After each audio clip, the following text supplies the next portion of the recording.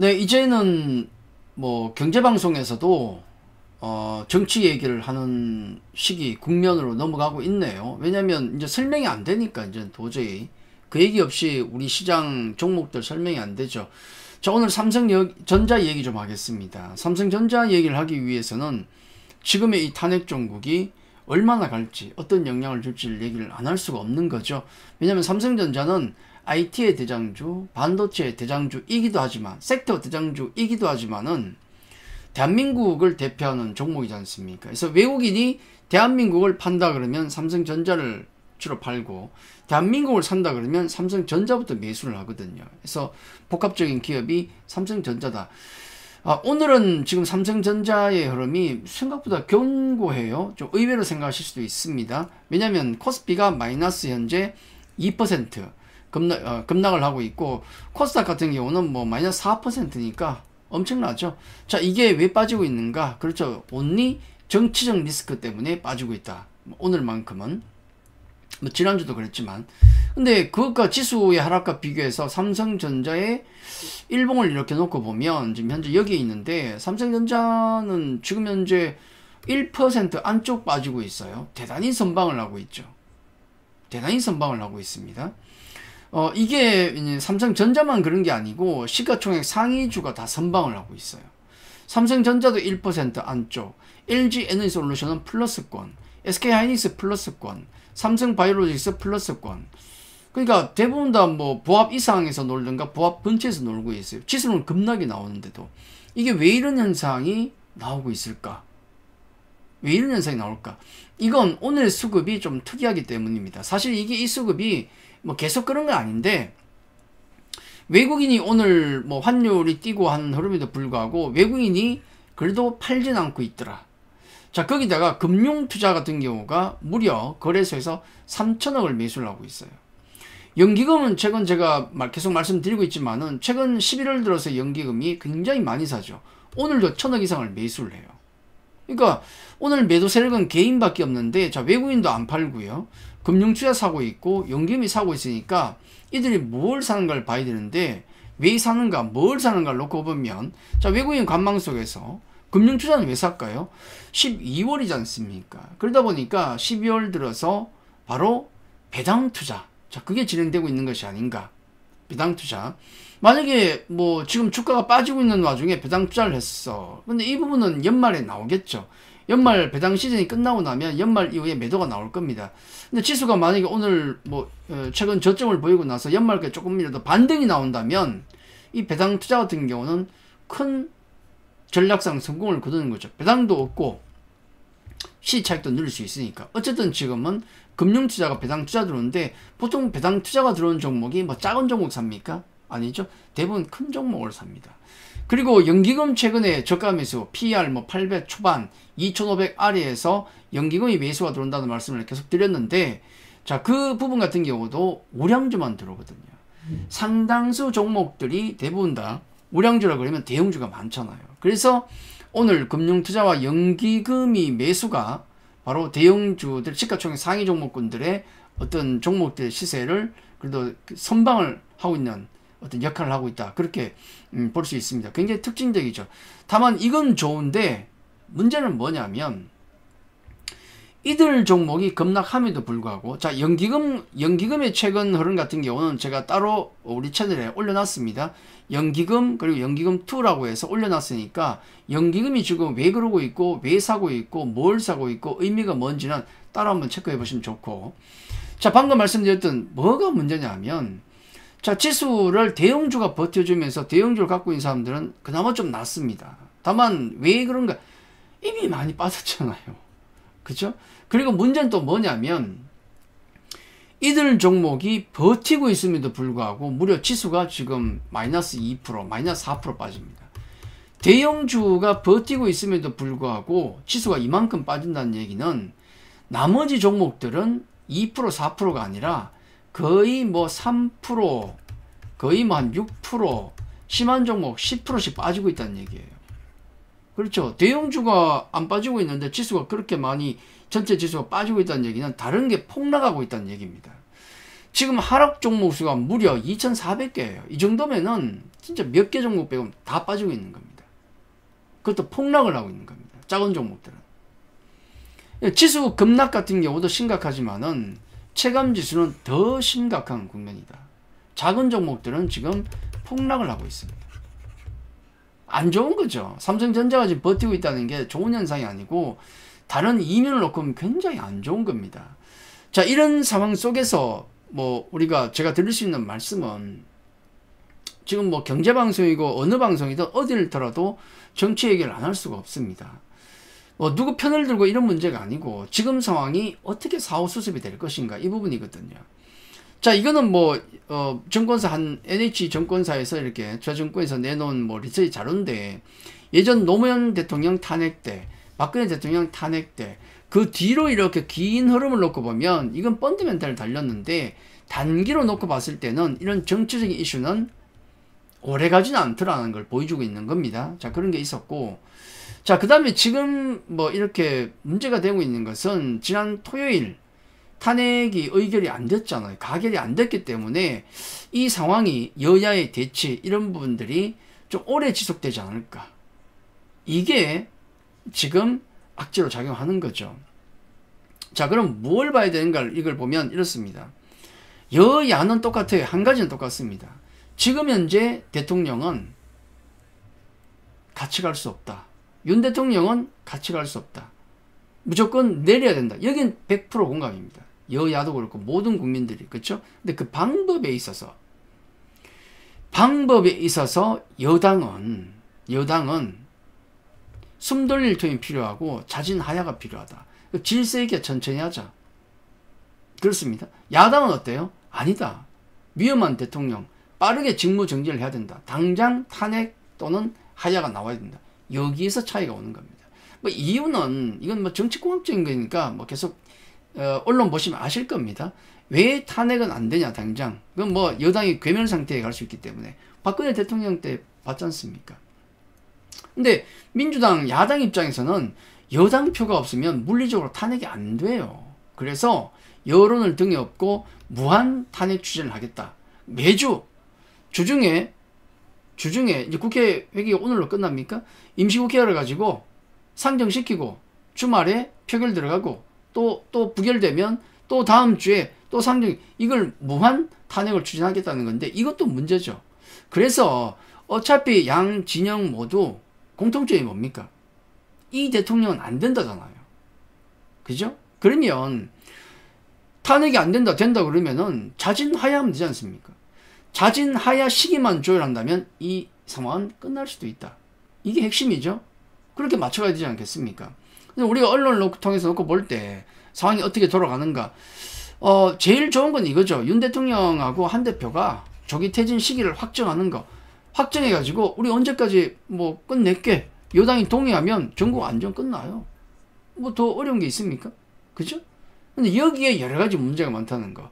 아직도 결정이 안 됐잖아요. 만약에 진짜 최악으로 대통령이 시간 끌기에 들어가면 캐스팅 보트를 쥐고 있는 한 대표가 여당과 함께 탄핵을 추진하겠죠. 자, 그렇게 해서 전국 안전을 가져갈 수도 있는데 시간이 걸리잖아요. 이 사이 우리 다 죽는다고. 그렇지 않습니까? 마냥 기다릴 수 있는 상황이 아니잖아요. 자, 그게 관건이다라는 건 제가 어떤 게 벌어져야 이 상황이 끝나는가는 제가 간단히 보여드렸고, 자, 이렇게 어려운 와중에도 그나마 약간의, 글쎄요, 양심이 있다면 이런 얘기가 나오는 거죠. 자, 되려 역풍이 아마 그 역풍이 우려되기 때문에 야당에서도 대통령 예산 그 추가 삭감은 처리하겠다.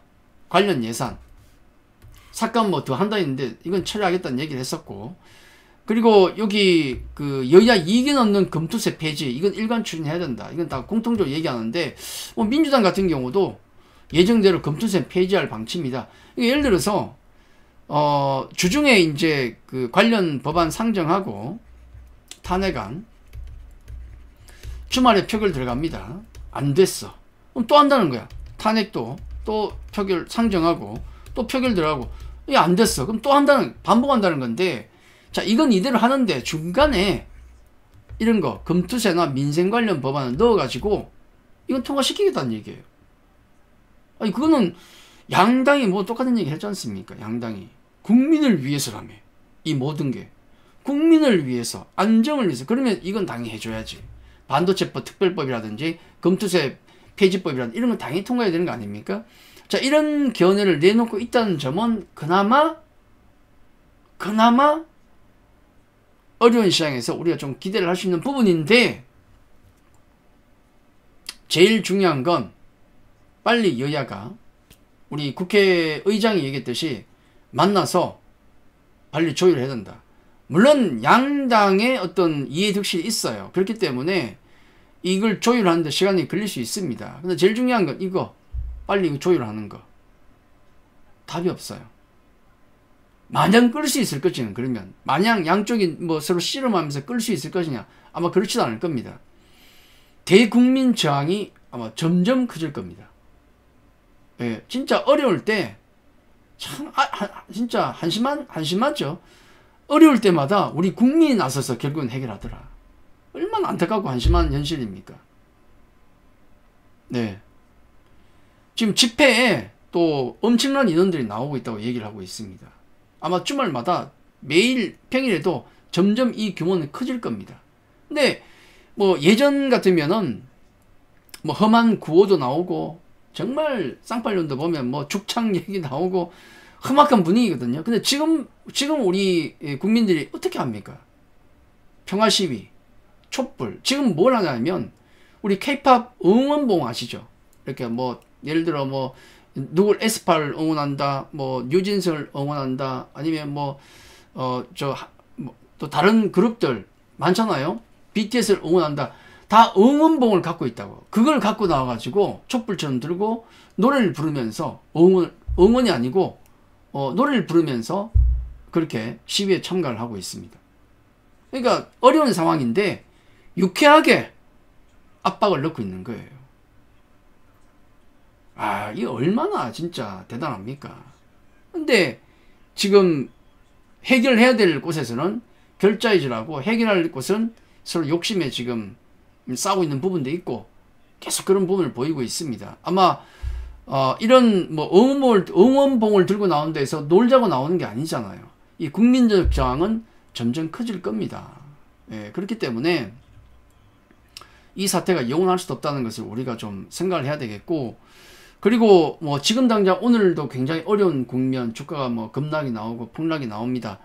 뭐 어떻게 해야 될 것인가, 이런 힌트를 잡는 것은 단계적으로 매매하시는 분들은 뭐 어쩔 수 없어요. 단계적으로 뭘 하겠습니까? 그냥 뭐 저도 정치 관련주 같은 거 있잖아요. 있는데 굳이 권하진 않습니다만은, 굳이 매매를 하신다면 뭐 정치 관련주 매매 누가 뭐라고 합니까? 어떻게, 답이 없잖아요. 근데 저는 권하지 않습니다.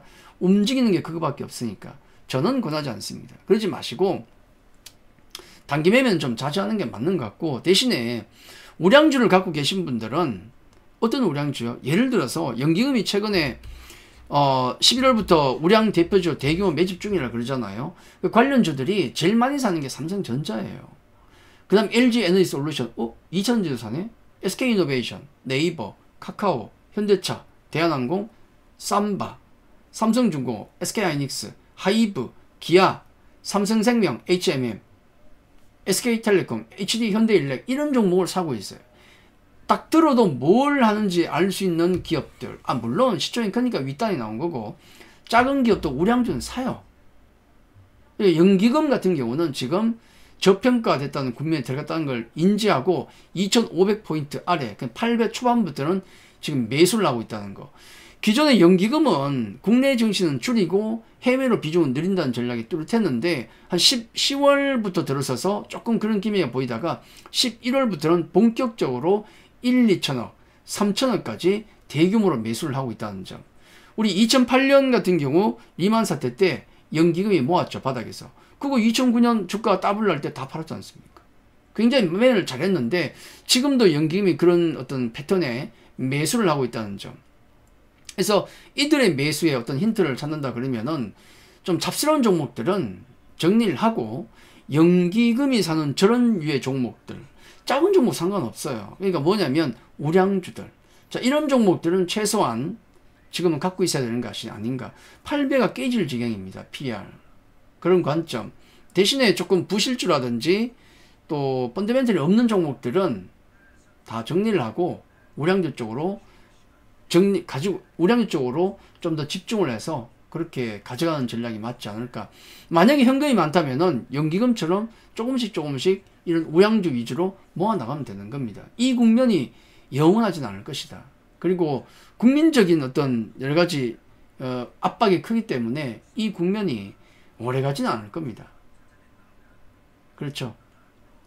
결국은 이 어려운 국면이 극복이 될 것이고, 낙폭이 컸던 종목들, 또 밸류 낮은 낙폭이 컸던 종목들은 나중에 급반등이 나올 수 있는 상황이기 때문에, 그게 언제 나오냐 알 수가 없죠. 이번 주에 여야가 어떤 약간, 지금은 갈등의 골이 깊기 때문에 쉽지 않겠습니다만은, 이번 주든 다음 주든 언제든 그런 협상의 얘기가 나온다. 그러면은 주가는 바로 반등이 나올 수 있어요. 지금보다도 더 나빠질 게 있느냐, 요걸 우리는 많이 생각해야 될 것 같습니다. 지금보다 더 나빠질 게 있는가. 자, 그걸 생각하시고 여러분이 어떤 종목을 가지고 있는가, 그것만 생각하시면은 뭐 어렵지만 정말 어려운 국면인데 우리가 어떻게 대처해야 될지 뭐 그건 나올 것 같습니다. 사실 답은 정해져 있는데 그거 자체가 쉽지가 않은, 답은 나와 있는데 쉽지 않은 국면이다. 자, 그렇게 말씀드리겠습니다. 자, 굉장히 어려운 국면인데 냉정하게 이성적으로 그렇게 대처하는 게 맞지 않겠는가.